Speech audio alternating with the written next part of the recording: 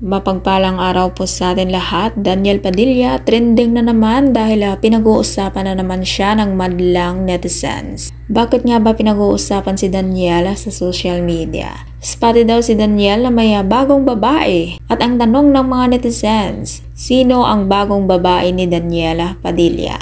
Isang non-showbiz na babae ang nangangalang Aya ang nililink ngayon kay Daniel Padilla. Kaya ang mga netizens na ang nagpatrending ng hashtag Danaya. Naku po, ang bilis-bilis talaga ng mga madlang netizens.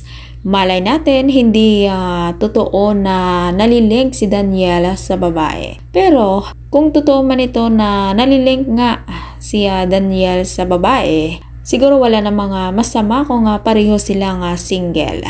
Pero ang tanong, single nga ba ang babae? Nako, yan ang aabangan natin. Na magsalita ang babae na nililink kay Daniel Padilla. At komento ng mga netizens, nako po, go Daniela, para daw may buhay pag-ibig naman itong si Daniela. At ngayon mukhang masaya na ang mga solid na tagahanga ni Daniel Padilla dahil mukhang nakatagpo na ito ng pag-ibig si Daniel. Ikaw, anong masasabi mo sa bagong babae ni Daniel na nagngangalang Aya na binansagan ng mga netizens na hashtag Danaya? At kung ikaw hindi pa nakasubscribe ng aking channel, mag-subscribe ka na sa aking channel, Ives K. Velasco. Maraming salamat at mapagpalang araw po sa ating lahat.